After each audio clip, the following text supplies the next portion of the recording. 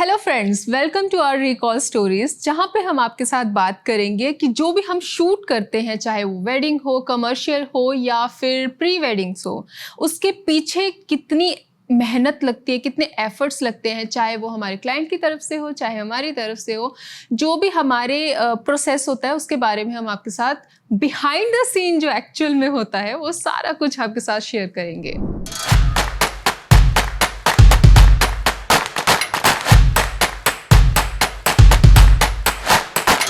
Recall stories. So basically इस series का जो मेन मोटिव है वो ये है कि हम क्लाइंट्स तक वो एक स्टोरी पहुंचाएं जिसमें ये क्लैरिटी उन्हें मिले कि जो वो एक सिर्फ 2-3 मिनट का वीडियो देखते हैं या फिर कुछ फोटोज़ देखते हैं, उसको अचीव करने में क्या थॉट प्रोसेस होता है, क्लाइंट की तरफ से क्या एफर्ट होते हैं, हमारी तरफ से क्या क्या उसमें इनपुट्स होती हैं। तो उन सब का जो भी एक प्रोसेस है वो जब तक लोगों तक नहीं पहुंचेगा, बिकॉज ये सिर्फ फोटोज़ या वीडियोज़ ही नहीं होती, एक्चुअल में एक एक्सपीरियंस होता है, राइट? जो हम चाहते हैं कि लोगों तक पहुंचे और वो भी उसे एंजॉय करें। तो आज हम जिस क्लाइंट के बारे में बात करने वाले हैं वो है श्रेया सानियत। उनका जो प्री वेडिंग था अपने आप में ही इतना यूनिक था। तो हैरी, मैं आपसे पूछना चाहूँगी, जब वो आए थे हमारे पास तो आपकी पहली इंटरेक्शन हुई थी उनके साथ। मैं पहले फर्स्ट मीटिंग में इन्वॉल्व नहीं थी, तो क्या ब्रीफ दी थी उन्होंने, क्या उनको चाहिए था एग्जैक्टली? सो बेसिकली जब सानित और श्रेया हमारे पास आए तो पहले मेरी सानित के साथ एक मीटिंग हुई थी एंड उसने मुझे एक ब्रीफ दी कि श्रेया को बहुत शौक है और वो हमेशा से एक्टिंग करना चाहती थी। एंड कहीं ना कहीं मैं भी वहाँ पे एक एक्साइटमेंट लेवल मेरा और बढ़ गया, बिकॉज यूजली मैं अपने क्लाइंट्स को बोलते हैं हम कि आप अगर 10% भी अपना थॉट प्रोसेस लेके आओगे तो हम उसे 100% बना सकते हैं। लेकिन अगर सामने क्लाइंट ही 70-80% वाला हो तो उनके साथ काम करने की अलग ही एक्साइटमेंट आ जाती है, सोने पे सुहागा हो जाता है। तो उस चीज को जब उन्होंने मुझे बताया तो नेक्स्ट मीटिंग हमारी जब उन दोनों के साथ मैंने जूम कॉल की थी तो जूम कॉल पे एक ऐसी डिस्कशन हुई जहां से एक बहुत बड़ी कंफ्यूजन क्रिएट हो गई। अब क्या था कि उन्होंने एक ऐसी ब्रीफ दी कि हमें बिल्कुल भी रोमांटिक या फिर बोलते हैं ना, ऐसा नहीं चाहिए कि वो कल को अगर अपने घर के बड़े बुजुर्गों के सामने भी दिखाएं तो कहीं ना कहीं वो अनकंफर्टेबल जोन आ जाए या फिर कहीं ना कहीं बोलते हैं ना वो हेजिटेशन हो जाती है। तो ये चीज ना उनके सामने हो जाता है कि exactly. प्ले करें या ना करें। हाँ, या सोशल क्योंकि कहीं ना कहीं हमें ये चीज देखनी पड़ती है कि आपकी फैमिली कैसी है, कैसे उस पर रिस्पॉन्ड करती है, बिकॉज उन्होंने और भी लोगों के प्री वेडिंग्स देखे होंगे तो वो उसके साथ उसको अप्रिशिएट कर रहे हैं या फिर उनको नहीं अच्छा लग रहा, अनकंफर्टेबल फील कर रहे हैं। तो इन चीजों का भी थोड़ा ध्यान रखना पड़ता है। तो जब उन्होंने ये ब्रीफ दी हमें तो कहीं ना कहीं मैं कंफ्यूजन में आ गया कि यार क्या क्रिएट किया जाए। करना है बट करना ऐसा है कि वो आपको बोलते हैं ना एक ऐसा बैलेंस बनाना है कि वो उनकी रिक्वायरमेंट को जस्टिफाई कर पाए। सो इन सब बातों में ही श्रेया ने मुझे एक ऐसी बात बताई कि उनके पेरेंट्स ने एक ऐसा कपल का कोई फोटो देखा था। So usually it's a photo, तो वो किसी हमारे मार्केट के किसी कम्युनिटी के किसी पर्सन ने किया था एंड उन्होंने राधा कृष्ण के रूप में कुछ प्री वेडिंग शॉट्स लिए थे फोटोज में। तो जब मैंने वो देखे तो कहीं ना कहीं मुझे ये क्लिक किया कि नहीं यार, इनकी फैमिली डिवोशनल साइड को थोड़ा लाइक करेगी, but it's really a big challenge. Reason क्योंकि जब आप कोई डिवोशनल चीज को उठाते हो तो एक बहुत थिन लाइन होती है कि आप उस चीज को कहीं डिसरिस्पेक्ट ना कर जाओ। तो ये वाली जब मेरे को डिस्कशन हुई तो जब उनसे ये थोड़ा सा ये पॉइंटर मिला कि नहीं यार हम कुछ ऐसा डिवोशनल कर सकते हैं, उनको अच्छा ये चीज लाइक की थी, तो फिर कहीं ना कहीं यहाँ पे डॉट्स ढूंढने शुरू हुए, जो कि फिर मैंने आपसे भी डिस्कस किया कि ये ऐसा एक चैलेंज आ रहा है, अब ऐसा अगर कुछ कर सकते हैं तो let's work on it. And वहां से फिर जर्नी स्टार्ट हुई टू फाइंड एंड रिसर्च की भी क्या म्यूजिक होगा, किस तरीके से होगा, अगर ये सारे डॉट्स मिलते हैं तो हम आगे इससे बढ़ेंगे और तब हम अपने क्लाइंट के आगे प्रेजेंट करेंगे। तो फिर म्यूजिक की जर्नी स्टार्ट हुई एंड सबसे पहले तो इसी म्यूजिक को ढूंढने में हम ऑलमोस्ट 1 महीना लग गया।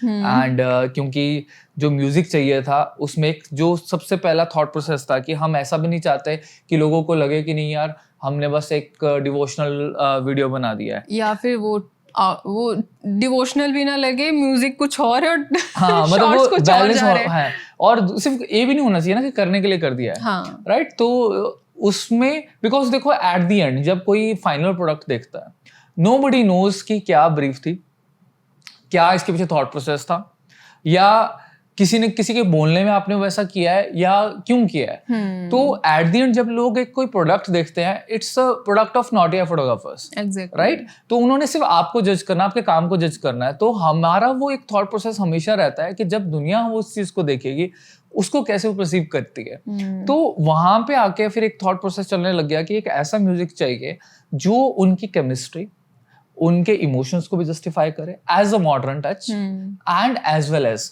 जो हम एक डिवोशनल एलिमेंट उसमें ऐड करना चाहते हैं वो भी ऐड हो जाए।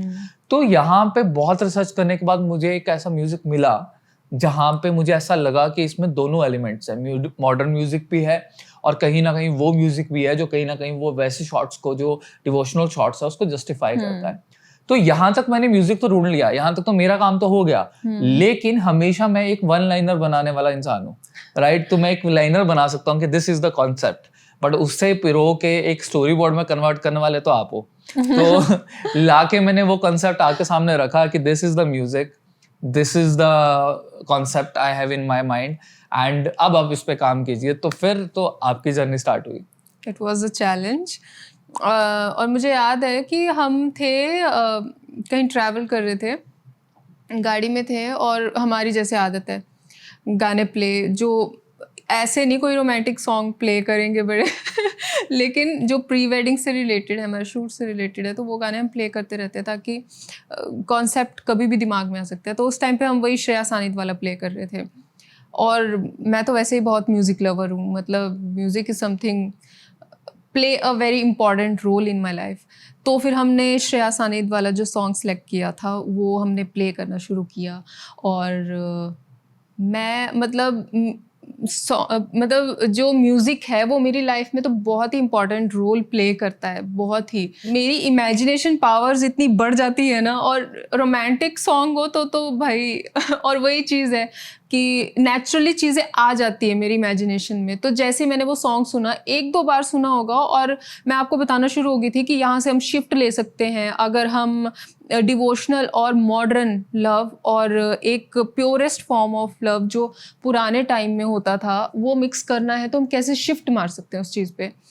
तो बस धीरे धीरे जैसे जैसे मेरी आदत है, सोचते सोचते आ जाती है, फिर साथ में लिख देती हूँ, साथ में नोट्स फटाफट से कि हाँ ये यहाँ पे इस लिरिक्स पे ये कर देंगे, ये कर देंगे। तो ऐसे ऐसे जर्नी शुरू हुई। एंड देन आपकी आई थिंक जूम कॉल हुई थी हम दोनों की, सानित श्रेया के साथ, कि पहले कि ये हमने कॉन्सेप्ट बनाया है, एंड वो हमने उनको प्रेजेंट किया कि yes this is the concept. तो पहले तो यही बहुत ज्यादा डाइसी था कि पता नहीं उनको आएगा समझ या उस चीज को कैसे लेंगे, बिकॉज हमारे साथ जो सबसे बड़ा चैलेंज है ना वो यही है कि जो हमारे माइंड में है वो बनने से पहले हम दूसरे को कैसे दिखा सकते हैं। जिस लेवल पे हम सोच रहे हैं, क्या वो थॉट प्रोसेस, वो इमेजिनेशन, मैं बोलती हूँ चाहे मैं एडिटिंग का काम करती हूँ, चाहे मैं कॉन्सेप्ट बनाती हूँ, चाहे मैं मेकअप करती हूँ, मैं पहले चीज़ें इमेजिन कर लेती हूँ। अगर वेडिंग एडिट कर रहे हो तो आप पूरा डाटा देख के इमेजिन कर लेते हो इसका फील क्या आएगा, इमोशंस क्या है, फिर उस सिचुएशन में खुद को रखो कि आप होते तो आप क्या चाहते अपने लिए। तो वही सॉन्ग जब मैं सुनती हूँ तो मैं सोचती हूँ हम दोनों हैं तो मैं क्या चाहती हूँ, उस चीज़ में क्या चाहती हूँ। अनटिल अनलेस आप किसी के जूते में पैर नहीं डालोगे तो वो कुछ है ना ऐसी कहावत सी, तो आप समझोगे नहीं चीज़ को। तो वही चीज़ है, मैं उस तरीके से सोचती हूँ और चीज़ें फिर निकल आती है, क्योंकि जब आप अपना समझ के करते हो, वही बात है, जब आप अपना काम समझ के करते हो कि हाँ ये चीज़ मेरे लिए बन रही है, तो उसमें आप 100% देते ही देते हो और रिजल्ट भी आपको उतना ही अच्छा मिलता है। सो जैसे जो जितने ये थॉट प्रोसेस होते हैं, जैसे प्रतिभा ने बताया कि उसके माइंड में कितना कुछ जाता है और कितनी ज़्यादा फीलिंग्स वो खुद अपने ऊपर लेके एंड फिर उसको जीने लग जाती हैं, एंड वही चीज़ है। बट जो सबसे बड़ा चैलेंज हमारे साथ आता है वो ये आता है कि वही सेम थॉट प्रोसेस क्लाइंट तक कन्वे करना एंड क्लाइंट उसी चीज को समझना। बिकॉज देखो कभी भी हम कोई नई चीज करते हैं ना, तो सबसे बड़ा चैलेंज क्या आ जाता है कि उसका कोई एक बोलते हैं ना वो नहीं होता, मतलब रेफरेंस नहीं होता, राइट। अब क्लाइंट को जैसे नॉर्मल प्री वेडिंग होते हैं कि हाँ जी ये वाला प्री वेडिंग देखा, ऐसा बना दो हमारा भी, और क्लाइंट इज हैप्पी। तो आपको पहले से एक एक्सपेक्टेशन पता होती है कि क्लाइंट की एक्सपेक्टेशन क्या है एंड आपको उसको कैसे मीट करना है। लेकिन when you are doing a new concept ना, तो सबसे बड़ा चैलेंज ये होता है कि क्लाइंट को आप नहीं दिखा सकते कि आप क्या बनाओगे। और अगर ऐसा हुआ कि आपने सब कुछ पैसा भी लगा लिया, एफर्ट्स भी लगा दिया, टाइम भी लगा लिया, सब कुछ कर लिया, लेकिन एट द एंड कुछ ऐसा बन गया जो क्लाइंट को पसंद ही नहीं आया, तो एक बहुत बड़ा रिस्क फैक्टर होता है और चैलेंज होता है। तो वहाँ पे क्लाइंट के सामने ये रखना कि हम ऐसा कुछ बनाने वाले हैं, एंड जैसे हमने ये प्रेजेंट किया उनको, तो डेफिनेट सी बात है उनका बहुत ही पॉजिटिव रिस्पॉन्स था and they both got excited. And specially Shreya ने मुझे बोला कि भैया उनके उसके माइंड में एक पहला ही थॉट प्रोसेस आया कि भैया जैसे वो स्टार प्लस पे वो सीरियल आता है राधा कृष्ण वाला, हाँ, तो क्या हमारा वीडियो वैसा बन जाएगा? Promo yes promo. And suddenly after the call उसने मुझे वो भेजा भी लिंक कि ये देखो ये वाला वीडियो। एंड कहीं ना कहीं उस टाइम पे ना मेरी मतलब मेरा जो थॉट प्रोसेस था वो यहाँ पे चल गया, क्या मैं इनकी एक्सपेक्टेशंस को मीट कर पाऊंगा? कहीं ये बहुत ही ओवर एक्साइट सो कहीं ये ओवर ही एक्सपेक्टेशंस तो नहीं रख रहे हैं हमारे से। क्योंकि होता क्या है कि जब आप एक कोई सीरियल या फिर बड़ा प्रोडक्शन होता है उसमें बहुत बड़ी production cost of production value भी होती है, राइट? एक नॉर्मल प्री वेडिंग और एक किसी भी कमर्शियल वीडियो के अंदर दिन रात का फर्क है। एग्जैक्टली, क्योंकि उस दिन रात का फर्क इसलिए नहीं है, नॉट इन द आउटपुट आप अचीव कर सकते हो वैसे if you play smartly, but कहाँ पे है? Because the crew size, equipment, आपका सेटअप, लाइटिंग, सब चीजें आपकी जो होती है वो एक्स्ट्रावेगेंट होती है, एंड आपके पास टाइम एंड एवरीथिंग आपका पूरा प्लान्ड होता है। जैसे मैं कहता हूँ हमेशा कि कमर्शियल्स में director is the god, but यहाँ पे we have to work according to the environments, according to the available resources, तो हर चीज लिमिटेड है। तो कहीं ना कहीं ये एक थॉट प्रोसेस चलना शुरू हो गया कि क्या हम इनके जो एक्सपेक्टेशंस हैं उनको मीट कर पाएंगे, बट विद द ज़ील हम उस पे लग गए कि हमें उस पे काम करना है। एंड देयर इज मैं बहुत अप्रिशिएट करूंगा इस बात को कि जो क्लाइंट्स हमें अलाउ करते हैं, हमारे पे ट्रस्ट करते हैं कि नहीं, अगर इन्होंने एक कॉन्सेप्ट बिल्ड किया है तो they will deliver something which will be worth. तो वहां पे आके फिर हमारा नेक्स्ट स्टेप स्टार्ट हुआ, जहां पे मेरा काम था कि to figure out the locations, and प्रतिमा का काम शुरू हुआ कि मेकअप की तैयारी, उनके लुक की तैयारी, की कैसे कपड़े होंगे, किस तरीके से होगा, तो वो इनका काम शुरू हुआ। तो पहले मैं आपसे पूछना चाहूंगा कि आपने क्या तैयारी शुरू की, क्या डिस्कशंस हुई बिफोर द शूट? जो दूसरा लुक था तो वो मॉडर्न था, उसमें भी हाँ थी चीज़ें कि हमें ऐसे रखना है स्पेसिफिक, लेकिन राधा कृष्ण वाले में हम कुछ ज़्यादा ही स्पेसिफिक थे एक एक चीज़ को लेके कि वो सिंप्लिसिटी भी दिखनी चाहिए, वो इनोसेंस कपड़ों में भी दिखनी चाहिए, फेशियल एक्सप्रेशंस में तो आएंगी, लेकिन वो आपके हर चीज़ में आप रिजेंबल करने चाहिए। पहले ही क्लियर था, मिनिमल होगा, सब्टल होगा, लेकिन होगा, दिखेगा, लेकिन बहुत न्यूट्रल सा दिखेगा।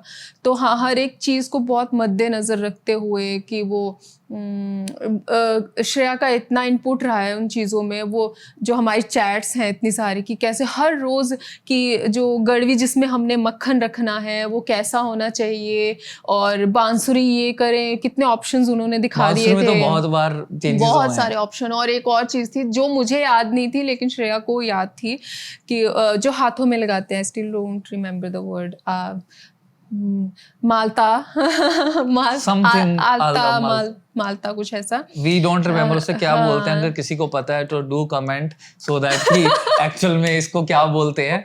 अगर श्रेया को याद होगा तो वो उसका कमेंट सबसे पहले होगा, हाँ, उसको पता होगा, राइट। तो उसके इतने इनपुट्स थे, और वही है ना कि क्लाइंट ने खुद भी जान लगा दी चीज़ों में कि नहीं यार ठीक है ये भी काम करते हैं, लेकिन जो हम कॉन्सेप्ट लेके आए हैं वो न्यू है इनके लिए भी, तो हमें भी इनपुट्स देने चाहिए।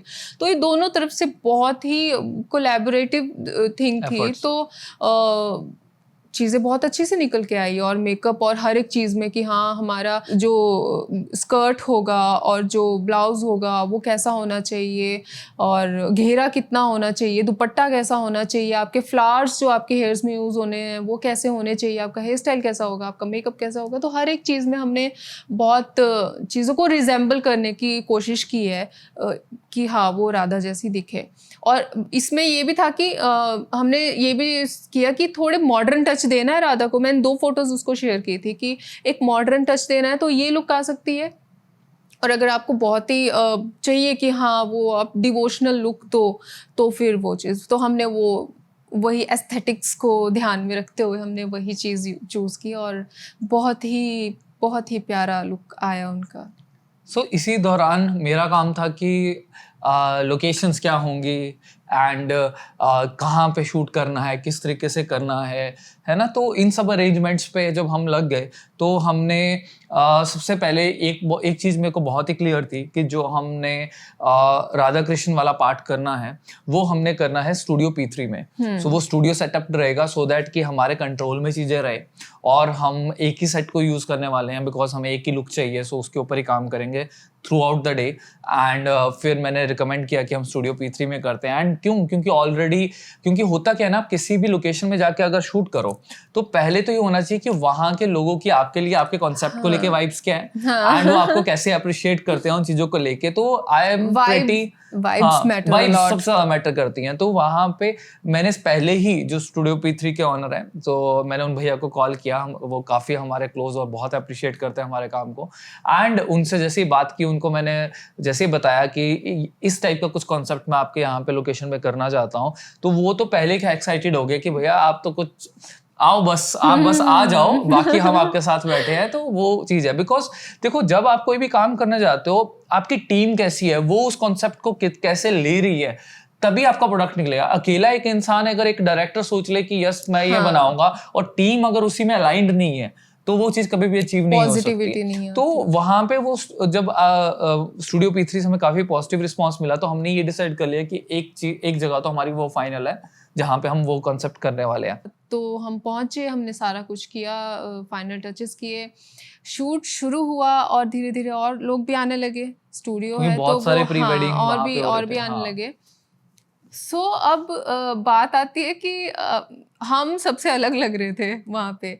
और आई रिमेम्बर आपने बताया था मुझे, जो कपल्स भी आए थे तो दे वर स्टेयरिंग लाइक कि यार ये क्या चल रहा है यहाँ पे क्योंकि प्री वेडिंग को इमेजिन नहीं करता है ऐसे। किसी को माइंड में नहीं था कि ये ऐसा कुछ हो रहा होगा। पहले लोगों को लगा कि किसी सीरियल या कमर्शियल शूट हो रहा है, लेकिन जैसे लोगों को पता लगा कि ये प्री वेडिंग है, तो कहीं ना कहीं एक नेगेटिव भी बोलते हैं वो अप्रोच थी कि यार मजाक बना रखा है, प्री वेडिंग ऐसे होते हैं, क्या कर रहे हैं या किस तरीके से है। बिकॉज कहीं ना कहीं वो हमने इमेजिन किया है। अभी कोई दूसरा उसे नहीं समझ पा रहा कि ये कैसा बनेगा, किस तरीके से आउटपुट आएगी। तो इसमें भी मैं ये बोलूंगी कि मैं कपल को अप्रिशिएट करूंगी।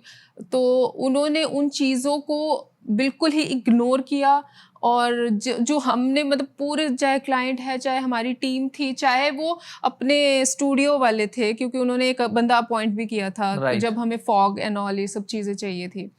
तो वो पर्सन तो पहले जो उनका बंदा था उसको भी नहीं समझ आ रहा था कि ये चल क्या रहा है बिल्कुल सिस्टम है। बट मैं यहाँ पे ये ऐड करूंगा कि जो उनकी टीम भी है, उन्होंने भी उस सारे कॉन्सेप्ट को एक्सेप्ट किया कि नहीं यार आप कुछ नया कर रहे हो, कुछ अलग कर रहे हो, हम आपके साथ हैं। उन्होंने पूरा दम लगाया जितनी हमें रिक्वायरमेंट थी।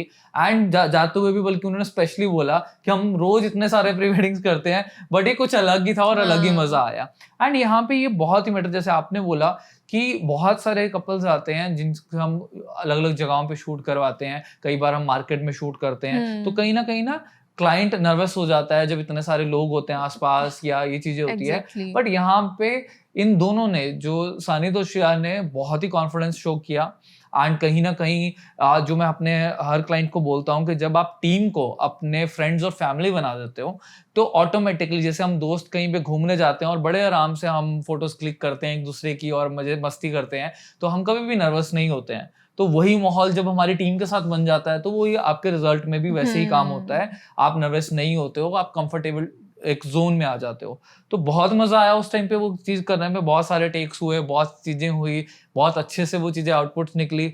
आपकी डायरेक्शन और वो सारी चीजें जो मिल के बोलते हैं ना, वो एक अलग ही दिन था जो जिस दिन हमने वो चीजों को एग्जीक्यूट किया। बहुत एंजॉय बहुत किया हमने। पूरा फील आ रहा था कि हाँ भाई राधा कृष्ण, और वो सेट का पूरा जो हमने फॉग के साथ और जो शॉट्स थे, कैसे रिवीलिंग करनी है, कैसे क्लोज शॉट्स देने हैं, जो ग्लिम्प्स आ रहे हैं वो कैसे होंगे, और जो वो डांडिया वाला तो ऑन अनदर लेवल। आप मानोगे नहीं, जब वो शॉट लिया ना, मैं आपको अपने बिहाइंड द कैमरा एक फीलिंग बताना चाहूंगा कि जैसे ही मैंने वो शॉट लिया, और क्योंकि मैंने तो लेते हुए ही देख लिया था because I was doing it, तो वहां पे ही मेरे को एक चीज स्ट्राइक हो गई थी कि बोलते हैं ना, एक अंदर से कैसे फीलिंग आई थैंक गॉड कि मतलब जो इमेजिनेशन सोच के आए थे ना वो अचीव हो रही है।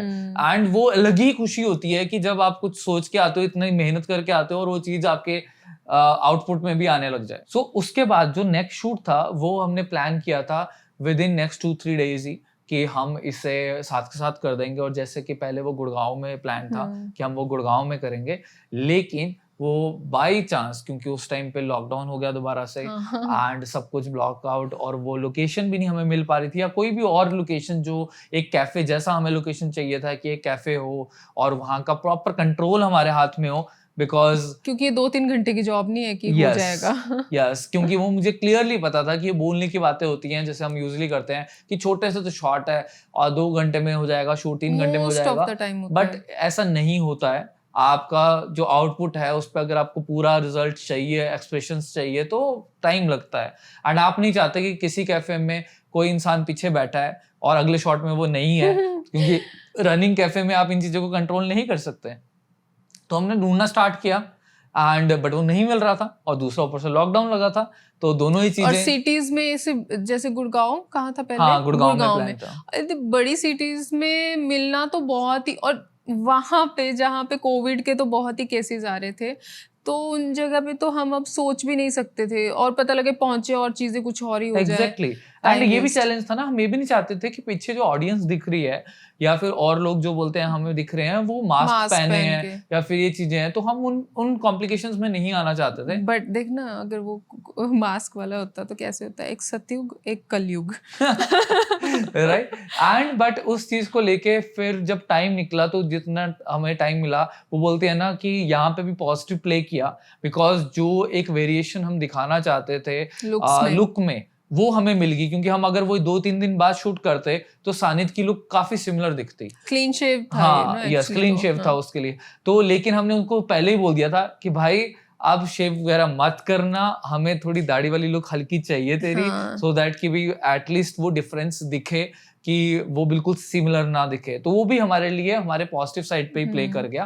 एंड इसके दौरान हमने वो फिगर आउट किया एक कैफे जो कि वैसे बहुत दूर था, और बट वो पूरा हमें अलाउ कर रहे थे। ठंड भी बहुत थी और वो दूर भी बहुत था। एंड बट उन्होंने हमें ये पॉजिटिव पॉइंट था कि उन्होंने हमें अलाउ किया कि आपको अगर यहाँ पे शूट करना है हम आपको पूरा कंप्लीट कंट्रोल दे देंगे, बिकॉज वहाँ पे उस टाइम पे वॉक-इन्स बहुत कम थी, टूरिस्ट नहीं जा रहा था ड्यू टू कोविड, तो हम उसको बहुत अच्छे से यूटिलाइज कर सकते थे। तो इसके चलते हमने प्रपोज किया सानिद श्रेया को कि हमें कैफे मिला है बट ये थोड़ा दूर है, डेफिनेटली आपकी कॉस्ट भी इंक्रीज करेगा क्योंकि यहाँ के लिए ट्रैवल होगा, स्टे होगा, सब चीजें होंगी, तो वो सारी चीजें हो सकता है कुछ लेवल तक बढ़ जाएं। और हम अगर ऐसी जगह पे जा रही है तो हमें एक बफर डे भी चाहिए होगा, क्योंकि बहुत बार ऐसा होता है कि आप वहां पहुंचो, कोई मौसम खराब हो जाए या फिर आप लेट पहुंचो, XYZ रीजंस होते हैं कि किसी वजह से अगर कुछ चीज ना हो पाए, आप एक रिग्रेट के साथ वापस नहीं आना चाहते हो, आप चाहते हो कि हम वो काम कंप्लीट करके टारगेट अचीव करके वहां से वापस आए। तो बट उसमें भी अगेन आई अप्रिशिएट देम कि उन्होंने बहुत पॉजिटिवली उस चीज को लिया। एंड फिर हम यहाँ से निकले, हमारा प्लान था कि हम रात को ट्रैवल करेंगे, अर्ली मॉर्निंग पहुंच के साथ के साथ शूट्स जो है वो प्लान करेंगे, सो दैट कि आपका जो फर्स्ट पार्ट है वो पहले दिन में हो जाए, और बाई चांस कुछ रहता है तो वो सेकेंड डे पे जाए। लेकिन जैसे हम पहुंचे इतनी बारिश की रुकने का नाम ही नहीं ले रही, और लोकेशन आपने बताई नहीं अभी तक। लोकेशन थी बीर और पैराग्लाइडिंग के लिए बहुत फेमस है वो। कैफे इतना ऑसम कैफे, स्टाफ इतना सपोर्टिव, सब कुछ, बट वेदर ने तो मतलब हालत खराब कर दी, और हम ऐसे हो गए कि अब क्या करेंगे। तो हमने ये सोचा कि चलो 1-1.5 घंटा मेकअप में लगता है, क्योंकि यूजुअली क्या होता है हिमाचल में, जैसे सुबह शाम से बारिश हो गई शुरू, रात भर होगी, सुबह तक होगी, फिर जब डे लाइट आने लगेगी तो धूप निकल जाएगी। बट हमने सोचा कि चलो 1-1.5 घंटा है, मेकअप करो तब तक रुक जाएगी।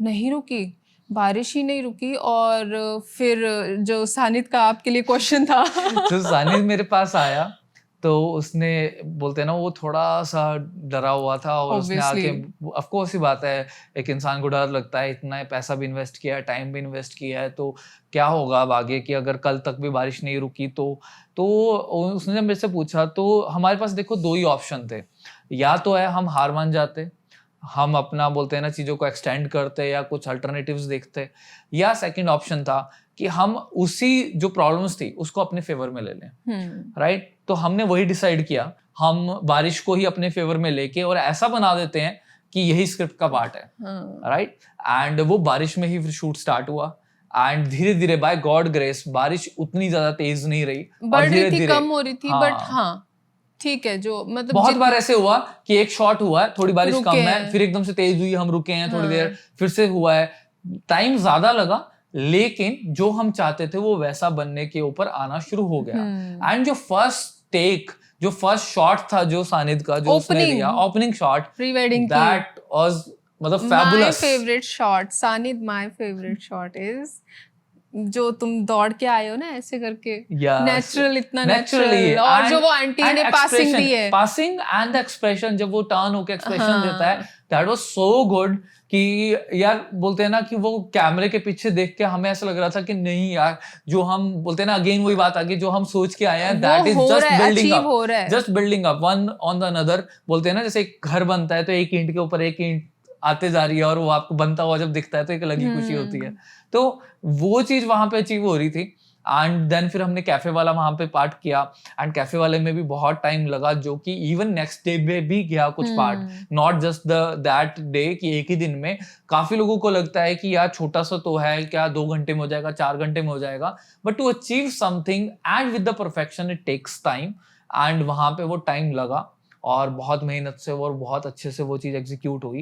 एंड नेक्स्ट डे हमने पैराग्लाइडिंग स्पेस पे थोड़ा छोटा सा पार्ट किया था, जहाँ पे वो लोग हग करते हैं, एंड जब मेजर शिफ्ट ऑन जो आता है हमारे डिवोशनल पार्ट पे, उस दिन भी वो पैराग्लाइडिंग वाले एरिया में जब शूट करके हटे हैं ना, उसके बाद जो वेदर हुआ बारिश हुई है, इतनी बारिश की भगवान की कृपा है कि छोटे छोटे स्लॉट्स मिले हैं हमें काम करने के लिए, कि भगवान बस ऐसे बोलता था, ऐसे जैसे देता था, हाँ 10 मिनट में दिए तुम्हें, जो बनता है बनाओ और चलते बनो, मतलब अगला करो। फिर हम वहां पे भी, मुझे अभी भी याद है कि पहले हम शूट कर रहे थे, एकदम से बारिश हुई, हमने ब्रेक लिया, वो साइड पे एक छोटा सा कैफे था जहाँ पे हमने पकौड़े खाए थे, है ना, तो वहां पे हम गए, हमने थोड़ा वेट किया, फिर से आए, फिर से कुछ पार्ट शूट किया। तो ऐसे टुकड़ों टुकड़ों में ही ये पूरा बिल्डअप हो पाया। And once everything has been done, पहले तो क्लाइंट पहले ही खुश था कि यार जो भी ये चीज सोच के आए या जो चीज भी हमने एक्सपेक्ट की थी वो वैसे वैसे एग्जीक्यूट हुई है, तो एक कॉन्फिडेंस आ जाता है।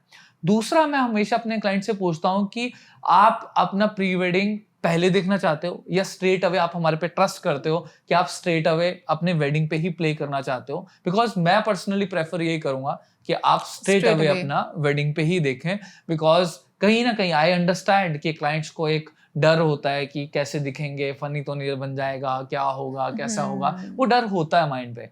बट जो एक बोलते हैं ना रिएक्शन होता है, एक फर्स्ट रिएक्शन ऑन मतलब बोलते हैं ना अपने फिल्म को देखने के लिए जो आपने मेहनत की है, और दूसरा जो रिस्पांस मिलता है आपको लोगों का, वो एक ही बार होता है, वो बार बार नहीं हो पाता। आप सेम वीडियो को बार बार देख के वो रिएक्शन नहीं दे सकते हो, राइट? वही ऑडियंस का रिस्पांस भी बहुत मैटर करता है, और ऑडियंस के रिस्पांस ही कपल को भी मैटर बहुत करता है। एग्जैक्टली क्योंकि शादी के टाइम पे आप इतने, कभी 1000 की गैदरिंग है, कभी 500 की गैदरिंग है, इतने लोगों के बीच में अगर आप अपने आप को दिखा रहे हो तो कपल भी कहीं ना कहीं कॉन्शियस तो होता ही है कि हाँ बिल्कुल यार हम वियर्ड तो नहीं लगेंगे। लेकिन बाय गॉड ग्रेस हमारे क्लाइंट्स को इतना ट्रस्ट है हमारे पे, हो गया है बाय टाइम, तो वो कभी मना नहीं करते कि हाँ नहीं हमें तो देखना है, पहले दिखाओ। नहीं देखो, वो पर्सनल प्रेफरेंस भी रहती है क्लाइंट टू क्लाइंट, लेकिन वही बात होती है कि मैं अपने क्लाइंट्स को यही बात बोलता हूँ,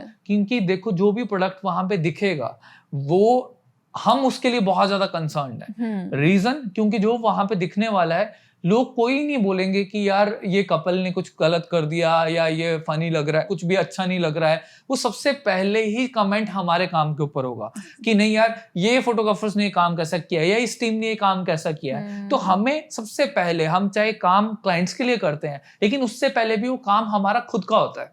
हम अपने आप को रिप्रेजेंट करने वाले हैं, वो दुनिया के लिए नौटिया का काम है, तो हम उसे अपना बेस्ट वर्जन बना के ही वहां पे रिलीज करने वाले हैं। एंड जब वहां पे वो प्ले हुआ, आई रिमेम्बर क्यों एंगेजमेंट में प्ले हुआ था, एंड जो रिस्पॉन्स मिला उनकी फैमिली से, and the best part is जो सानिध्य का जो फर्स्ट कंसर्न था कि जो मेरे पेरेंट्स और घर के बड़े लोग हैं उनका जो रिस्पॉन्स होगा। एंड आई रिमेम्बर कि उनकी पूरी फैमिली आके आपको और मेरे को मिल रही थी, स्पेशली कि हमने कभी नहीं सोचा था बहुत कि सुंदर, ऐसा बहुत कुछ बन सुंदर। पाएगा। और ऐसा भी प्री वेडिंग होता ऐसा है। भी होता है, हाँ, ऐसा भी होता ये है। लाइन थी, ऐसा भी होता है। एंड काफी लोगों ने आपको पर्सनली अप्रोच किया कि नहीं आपने बहुत ही अच्छा काम किया है, एंड उन्होंने बहुत कुछ आपको अप्रिशिएट किया। तो वो जो एक माहौल सेट हुआ, वो जो फीलिंग है, दैट इज द फीलिंग जो हमें लगाए रखती है कि हम हर बार कोई एक नया कॉन्सेप्ट लेके आए। और मतलब जो ये एप्रिसिएशन मिलती है ना, ये लगता है कि हाँ ये किसी अवार्ड से कम नहीं है, बिल्कुल किसी अवार्ड से कम नहीं है। हम क्योंकि आप एट द एंड काम तो क्लाइंट के लिए कर रहे हो, पैसे कमा रहे हो, लेकिन अगर आपको आपके किए हुए काम के लिए जो एप्रिसिएशन मिल जाए ना, वो सब कुछ है यार, वो पैसों से भी बढ़कर है। आफ्टर द वेडिंग जब हमने उनके सारे वेडिंग डिलीवरेबल्स उनको डिलीवर किए, एंड कहीं ना कहीं हमारी एक एक्सपेक्टेशन होती है कि अब क्लाइंट का एक फीडबैक आएगा कि उनको कैसा लगा फाइनल डिलीवरेबल्स, या जो भी हमने उनको उनका वेडिंग के लिए जो भी हमने उनकी फिल्म्स फोटोज जो डिलीवर किए हैं, लेकिन उनका कोई रिस्पॉन्स ही नहीं आया। और एक हफ्ता हो गया उनका कोई रिस्पॉन्स आ ही नहीं रहा था। एंड सडनली हमें एक ऐसा सरप्राइज मिला जो हमने कभी एक्सपेक्ट ही नहीं किया था। That is very टची। Actually Shreya के पापा और भैया आए थे सरप्राइज गिफ्ट लेके, और उसमें वो राधा कृष्ण की Yes, मूर्ति भी थी, बहुत सारी चीज़ें थी उसमें। और एक स्पेशल लेटर उन्होंने, और उसमें जो चीज़ें लिखी हुई थी ना, मतलब ऐसा लगता है कि वो हमारी जिंदगी की कमाई है। तो मेरे साथ तो ऐसा होता है कि कोई चीज़ देता है ना बड़े प्यार से, ऐसे कोई गिफ्ट करेगा तो मेरे को लगता है ये चीज़ यूज़ नहीं करनी, ये रखे रखो, इसको समेट के रखो, इसको छेड़ो मत। तो वो बहुत मतलब इमोशनल मोमेंट भी था, और हमने उतना एक्सप्रेस नहीं किया था उस वक्त, लेकिन बाद में हमें बहुत बहुत ज़्यादा थोड़ा इमोशनल से भी हो गए क्योंकि थे। ये लड़की रो जाती है, अभी भी इसकी आंखों में आंसू हैं। तो नहीं कहीं ना कहीं तो वो है, क्योंकि मैं खुद ही बताता हूँ अपने क्लाइंट्स को, जो हमारे ब्रांड की जो एक इमोशनल नींव है, बोलते हैं एक स्ट्रेंथ है, वो प्रतिमा है। एंड कहीं ना कहीं ये हर काम करते हुए, चाहे वो एडिट कर रही है, चाहे शूट पे है, कहीं पे भी है, तो बहुत इमोशनल हो जाती है। और कहीं ना कहीं वो इमोशंस को क्लाइंट्स के भी समझती है। ज़्यादा मत And बोलो। अभी भी देखो रो गई है, बिल्कुल, है ना। एंड तो बस हमें ये लगता है कि यार अच्छे कर्म किए हैं जो ये चीजें मिल रही हैं। बिल्कुल, क्योंकि आप अगर किसी भी क्लाइंट के लाइफ में एक इम्पैक्ट क्रिएट करते हो, है ना, वही चीज है जो आपके साथ रह जाती है। आप एक रिलेशन, एक बॉन्ड क्रिएट कर लेते हो अपने क्लाइंट के साथ, और कहीं ना कहीं आपने कुछ ऐसा किया है जिसके लिए आप सालों साल याद रखे जाने वाले हो, दुनिया में नहीं लेकिन उनकी फैमिली के लिए जरूर, उनके लिए जरूर, क्योंकि आपने उनके लिए कुछ ऐसा क्रिएट किया जो शायद उनकी एक जस्ट एक इमेजिनेशन थी। तो वहाँ ऐसी और भी बहुत सारी स्टोरीज हैं जहाँ पे हम आपके साथ शेयर करेंगे कि हमने क्या किया, कैसे किया, और किस तरीके से एक फाइनल जो प्रोडक्ट है वो बन के आता है। और अगर आप चाहते हो कि आपको और भी ऐसी सारी स्टोरीज सुनने को मिली, स्ट्रगल्स होते हैं, कितने हाँ, हर्डल्स होते हैं, तो कितने आप हैप्पी हमें मोमेंट्स होते हैं, ज्यादातर हैप्पी। मतलब हमें ऐसा लगता है कि जब बॉन्ड क्रिएट हो जाता है ना, तो ऐसा लगता है यार कि बस अब इंजॉय करो, काम भी करो और इंजॉय भी करते रहो, और चिल करो, चिल करके काम करो, क्योंकि बिल्कुल, आप स्ट्रेस के साथ तो कभी भी वो आउटपुट लेके नहीं आ सकते। तो ट्रस्ट बिल्कुल, करो, काम करो, मिलके करो, और एक पॉजिटिव एनवायरनमेंट क्रिएट करो जिससे आपका राइट। रिजल्ट भी पॉजिटिव आए। बिकॉज एक आर्टिस्ट को ना अपना बेस्ट देने के लिए एक माहौल चाहिए होता है, एक एनवायरनमेंट चाहिए होता है। मैं हमेशा अपने टीम में अपने लोगों को बोलता हूँ कि एक इंसान सामने से क्या बोलते हैं ना वाइब्स लेके आ रहा है, क्या ऑरा लेके आ रहा है, वही वाइब्स, वही ऑरा, वही इंटेंशन आपके काम में भी दिखती है। तो इसलिए हमेशा पॉजिटिविटी के साथ काम करो, एंड लोगों के साथ मिलके काम करो। एंड अगर आप चाहते हो कि आपको भी ऐसी स्टोरीज देखने को मिले, चाहे आप एक आने वाले क्लाइंट हो, एक हमारे फॉलोअर हो, या फिर आप हमारे एक फेलो फोटोग्राफर या हमारे कम्युनिटी के लोग हो, ये सबके लिए ही है कि उनको ये समझ आए कि ये जो फोटोज वीडियोस होती हैं, ये नॉट जस्ट एक बोलते हैं ना एक फाइनल एक आउटपुट, एक रिजल्ट है, ये एक एक्सपीरियंस है। एंड ये एक्सपीरियंस ही है जो बोलते हैं हमेशा साथ रह जाता है। बिकॉज जब भी हम कोई फोटो देखते हैं, वीडियोस देखते हैं, तो वो किसी के लिए तो सिर्फ एक फोटो है, लेकिन किसी इंसान के लिए उसके पीछे एक बहुत बड़ी स्टोरी है, एंड वही स्टोरी असली वर्थ क्रिएट करती है। तो हम आपको यही बोलेंगे कि आप हमें लाइक कीजिए, कमेंट कीजिए, शेयर कीजिए, और सब्सक्राइब कीजिए। याद है इसको। ये सब्सक्राइब बोलना भूल जाता है। तो दैट्स द वे। तो आज के लिए इतना ही। आगे भी आप लोगों के साथ हम ऐसे ही जुड़े रहेंगे विद मोर स्टोरीज एंड बहुत सारी और बातें। और अगर आपके पास कोई भी ऐसा सजेशन है या कोई भी आप हमारे लिए कोई राय है तो ज़रूर कमेंट में बताएं और हम आपके लिए और भी ऐसा कंटेंट लाते रहेंगे। So do like, share, comment, subscribe and follow us on YouTube, Instagram and Spotify. मिलते हैं Bye-bye. आपको। Bye bye. Take care. Recall stories.